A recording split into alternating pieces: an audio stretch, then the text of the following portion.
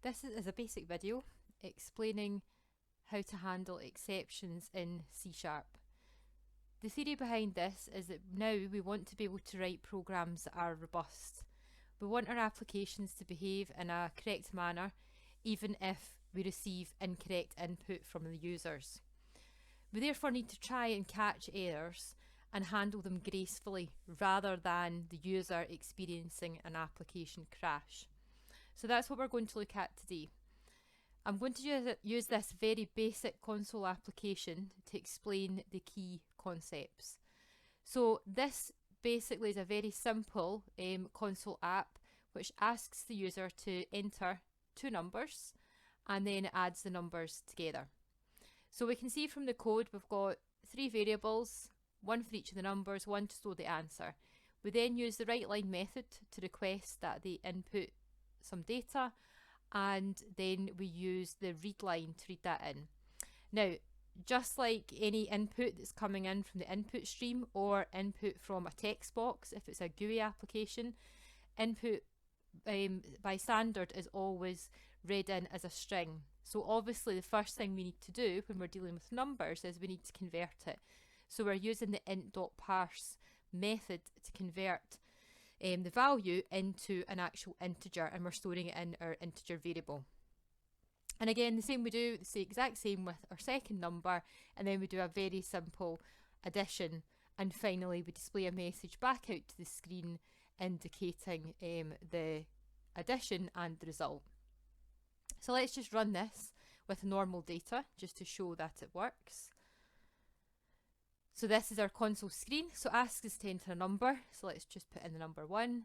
Asks us to enter a second number, so I'll put in 2, and we get the result coming out, which is the total of number 1 plus number 2 is 3. So very straightforward, no issues. The program ends and we can close the console. The issue we have though is we're relying on the user to enter valid data. Let's say that instead of entering a number, let's say they enter a letter. So I'm going to enter the letter A. Immediately what you'll see is our application crashes. So the console's gone, it's crashed. And we get what we call an unhandled exception. So an exception is what we refer to as an error in C#. So it tells us what the problem was, but it doesn't handle it, the application crashes. So we get this warning saying that the input string was not in the correct format. Now that's not ideal for the user because the user is just going to simply see their application disappear. So what we want to do is we want to try and protect the application and try and prevent a crash and handle any situations like this as gracefully as we can.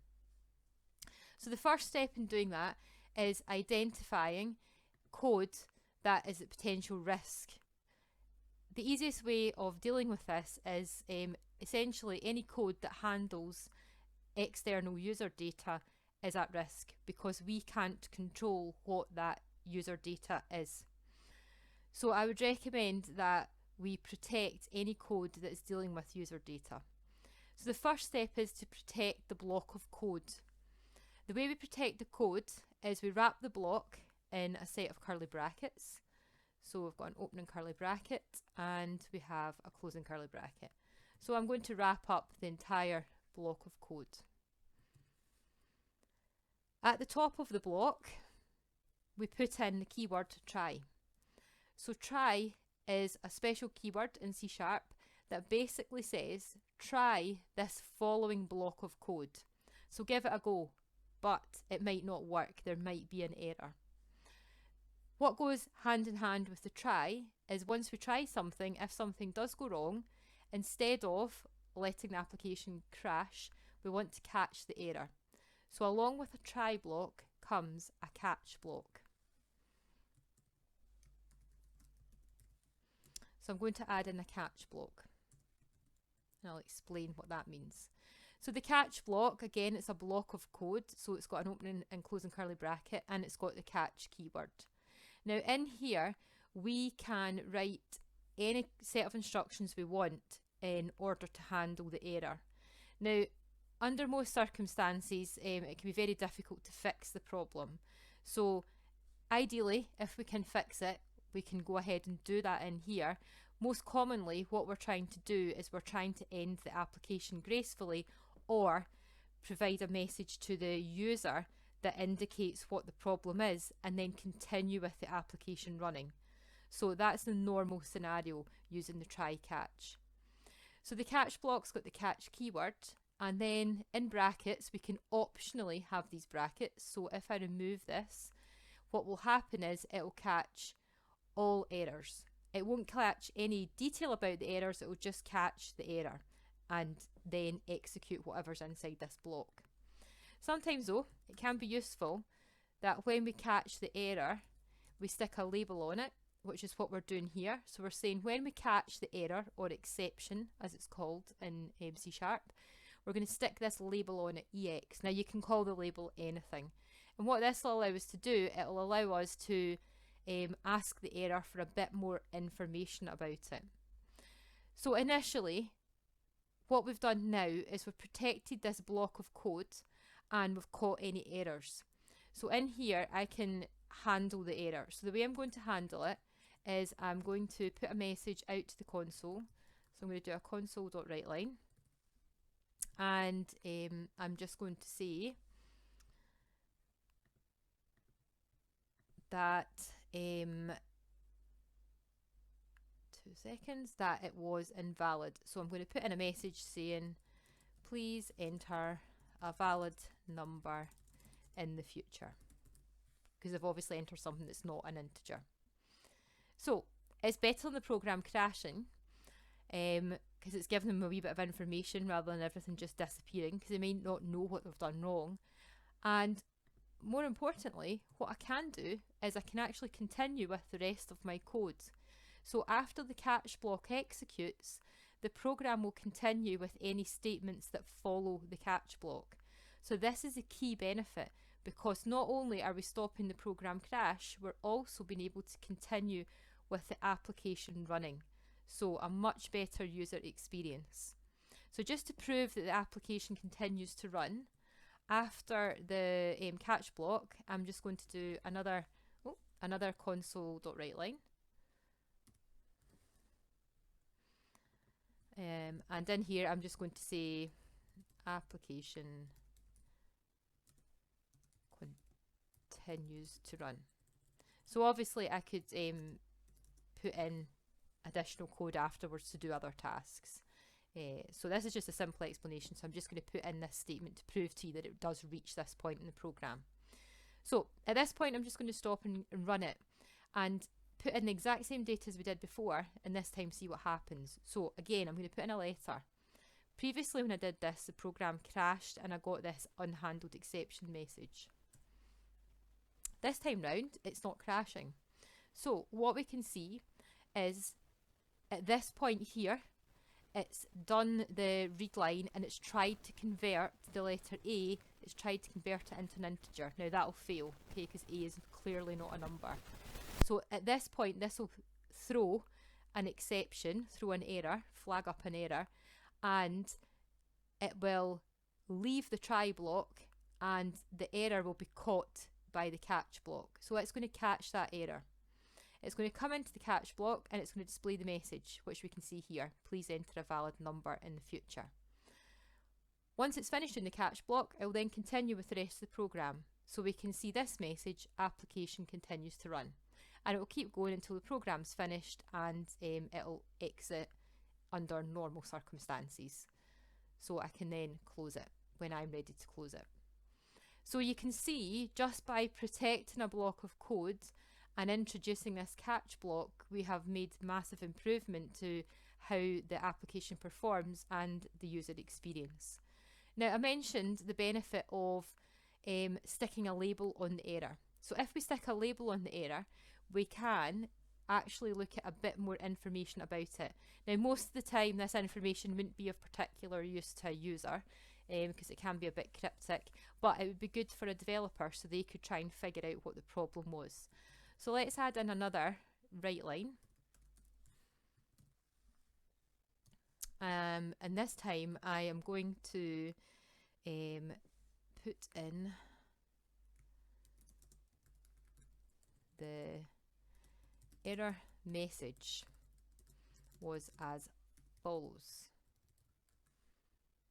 And I'm just going to put in some formatting. So I'm going to do this. So I'm going to say the error message was as follows, and then I'm going to put in the value. So the value I'm going to put in is I'm going to speak to the error. So the error's got a label EX. So I can call that label and get access to the error. When I hit the dot operator, here are all the things I can ask it. So remember, spanners are properties, cubes are methods. So we can ask it to give us information on any of its properties. Now you can see there's quite a lot of properties here. If I just flick to spanner, there's lots of different ones, some of which are not particularly useful, but the main ones that you might find of use is the message. So this is the message that the actual .NET Framework library has generated associated with this error. So that's quite useful. Another thing you might find quite useful if you're trying to debug is you can get the stack trace. So this shows what's currently running when the program experiences this error. So you can see what has been executing up until the point where the error occurred. So it allows you to trace back to try and help identify where the problem was introduced. So I'm just going to display the message. Oh, that's a bit. So I'm going to say, okay, for that error, display the message. And let's take a new line. And why not, let's stick in the stack trace as well. So let's copy this again and let's stick in the stack trace. So this time I'm going to say for the error labeled EX, I'll look at the stack trace. Okay. So I'm going to run this again. So all I've done is I've just added a couple of outputs to the screen to help explain what's going wrong. So let me bring the screen over again. So I'm going to put in A again. So I'm doing the wrong thing. So again, we can see that the first thing it does is it catches the error. So the error will occur here. It'll catch it. It'll put out the message, please enter a valid number in the future. Then it's going to put out the error message was as follows. And this is what the actual error message is coming from the framework. So the framework error says input string was not in a correct format. So that's a reasonable explanation. Sometimes these can be a bit cryptic, which is why it's good sometimes to put in your own message. And then the last one is the stack trace. So I should have said the stack trace was as follows, but you get the idea. So this is the stack trace. So it's tracing it all the way back. If you read it, it gives the most recent line that was executed at the end. So basically the thing that caused the problem was line 14, and no surprise, line 14 is where the conversion happened. So we can see that that's where it kicked off. That's where the problem was kicked off and the error was raised. So pretty useful information. This not so much for the user, but definitely for the developer. So this is something you could add in if you're trying to debug.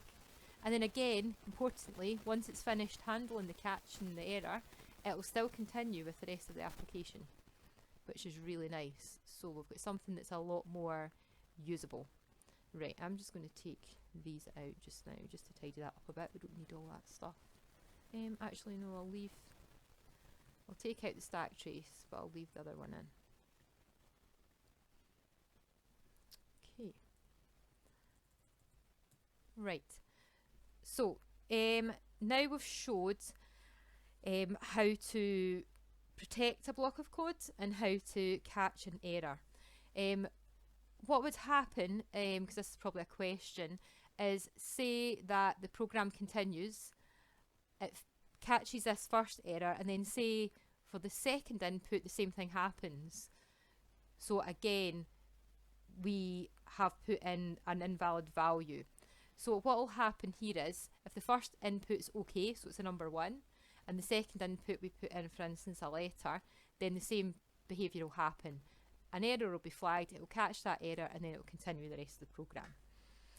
Okay, so that's how the try catch works. Now, ideally what we really want to do is, we want to try where possible to prevent the error from happening in the first place. So this is one of the big areas of errors, is user input, and in particular trying to convert it into a format which potentially, if it's invalid data, that's going to be a high risk. So because it's such a high risk, C# introduced a different method for doing the conversion. So I want to introduce that in this video, just to help people out. So this is more a preventative technique to try and prevent error in the first place. So C# introduced a method called try parse rather than just parse. So try parse, what it'll do is, as the name suggests, it'll try and do the conversion, but if it fails, it just won't bother. Okay, so it doesn't allow it to fail. It'll only perform the conversion if it can. So if it can't perform it, it just simply does nothing. So I want to demonstrate how that works. So I'm going to demonstrate it with this first input. So I'm going to change this to use a try parse. So let me just get rid of this.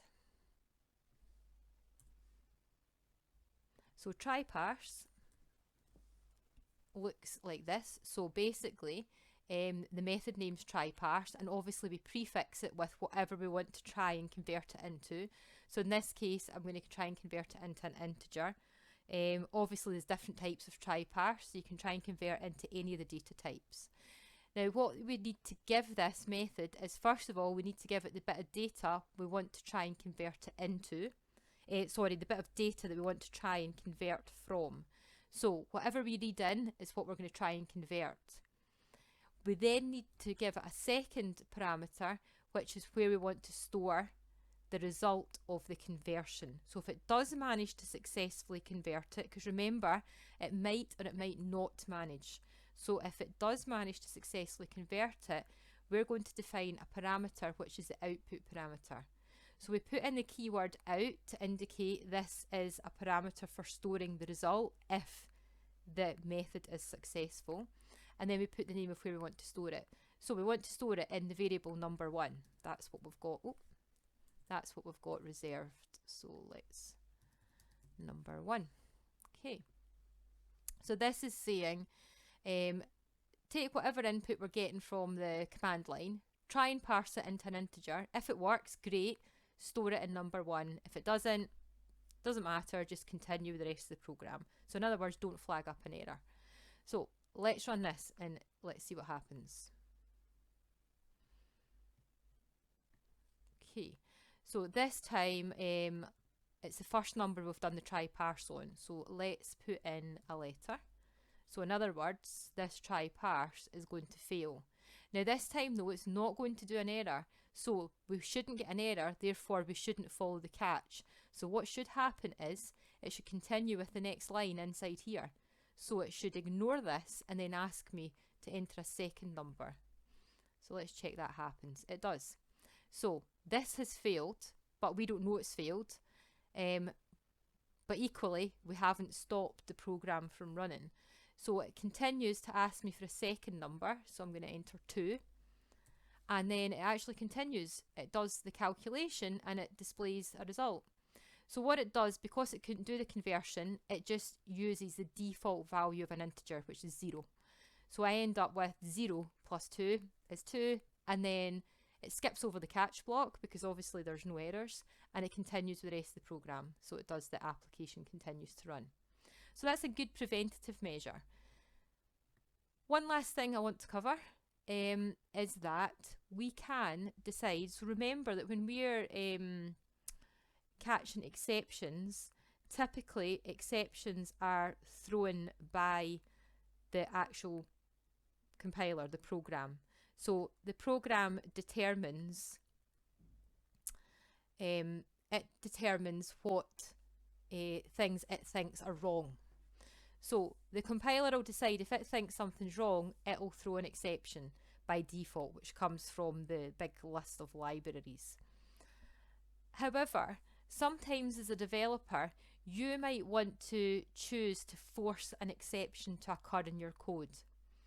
So if you think a particular situation in your code warrants an error to be flagged, so it warrants an exception to be raised, you can force one to happen. So although the compiler won't pick it up, you can actually physically or explicitly enforce the exception. So this is basically done by what we call throwing an exception. So we can actually write code.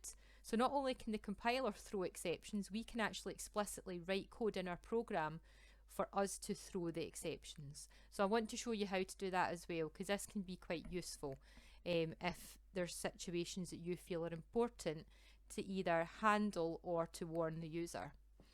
So to try and keep things simple, I'm not going to create a completely new scenario.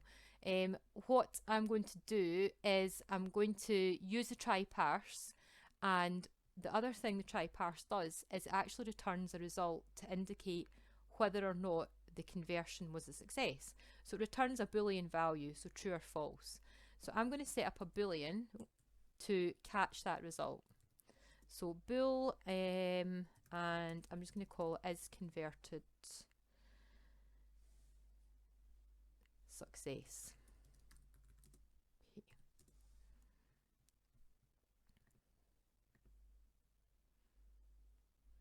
So I've set up a Boolean and I'm saying is converted success. So basically, was it successfully converted? And that'll either be true or false. So in the last example, the conversion would have failed because it can't convert A to a number. So this value would have been false. But I decided I didn't bother storing it. You don't have to store it, but this time I want to actually store it so that I can have a look at it. So what I want to do is after the try parse, I'm going to look at the result to see what happened. So I'm going to add in an if statement, and I'm going to basically say if, and I'm going to use the not operator. So if not is converted success, so basically if it failed, so if it's not a success, so if it's not true, so in other words it failed, then I want to do something. So if it fails to do the conversion, it's all very nice that it did continue with the rest of the program, but as you can see, what ended up happening was I ended up with a number that was set to 0. Now under some circumstances that would be fine, but there might be a reason why I would maybe want to actually not continue and do something different. I would want to identify that that failed and actually do something different. So what I want to do here is I'm going to say, actually, if that failed, I am going to throw my own exception to tell the user that this actually failed. So to throw an exception, we use a throw keyword. So again, you'll see it's purple because it's a reserved word in the C# language. So I'm going to say throw an exception. So I need to create an exception. So I need to create an error. I'm making one up basically based on the format defined in the class library. So I've got this definition of an exception, so I'm going to say, okay, I want to create my own exception. So just like anytime you create an object from a class, you need to use a new keyword. So I'm going to say throw a new exception. So basically, create a new error. That's effectively what I'm saying. So this is one that I'm defining. Now, just like creating any object, the new keyword is followed by the constructor. So the exception is a recognised class in the .NET Framework class library, and it actually has got 3 constructors. So it's got a parameterless constructor, so you can create a new exception that's got no arguments, which basically means it will just give you the default behavior, the default properties. It's got a constructor that takes in a message, so you can create an error and you can put your own specific message in it. So like we saw earlier, when we did the ex.message, what will happen is instead of using the message that's came from the framework, it will use the message that you've provided here. So that's quite nice because then you can control what's said, so you can give a bit more a message that's easier to understand basically, and maybe even a bit more information. The third type of parameter allows you to pass in 2 values, which is firstly the message followed by an argument. So that can be any argument which can then be used inside the object. So I'm just going to use the parameter, the constructor that takes in a message. So I'm going to provide my own message. So in here, I'm going to say failed to convert number 1. So that's pretty good because that's given me a bit more information. Or if you want to make it a bit more user friendly, I can say failed to convert the first number you entered. Okay, so that's how we generate our own error. So under normal circumstances, because I've changed this to use a try parse, if it fails, it will not generate an error. However, I've decided that I would like it to generate an error, so I'm explicitly saying in this situation I want to actually throw an exception. I want to flag up an error. So what should happen then is we're going to run this again. I'm going to put in an invalid value. So what will happen is this won't convert and it will return false, which will come in here and it will say if it's not true, so it's false, then it's going to actually throw an error with this message. When it throws this error, just like any other error, this catch block will catch it. This catch block will catch any error. And again, it will come in here. It will first of all give me the general message saying you need to enter a valid number, and then it's going to tell me what the message was associated with the error, which should be our message that we've entered here. So let's run it and give it a go. So I'll move it over. So again, first number, I'm going to make the letter A. So as we said, it has thrown an error because as soon as I've hit an A, it's jumped straight into this catch block. So it's successfully managed to throw an error because the error's been caught. We've got this first message saying please enter a valid number, and then we've got the second message saying the error was as follows, and you'll see that it's got our error message that we passed in when we created the error. So that's pretty nice. And then as usual, after the catch block, it will continue to run the rest of the application. So it can be really useful to throw your own errors in particular situations. When there's something important enough that you want to flag up, then it's a good thing to do. So that brings me to the end of this introduction. So we've talked about unhandled exceptions, so errors that are not handled. We've talked about the importance of handling them, so using the catch, the try to protect the code, the catch to catch any errors if they do occur, and then handle them gracefully. And of course allow us to continue with the rest of the application. And then finally we looked at the situation where we actually want to enforce an error to happen. So that's us using the throw keyword. Now there's lots more information on this topic in the slides for week 14. I've included more detail on errors and the error hierarchy in the .NET framework, so there's much more detail in there. This is just a nice wee basic explanation of why we need errors and how to add them in and make a more robust application.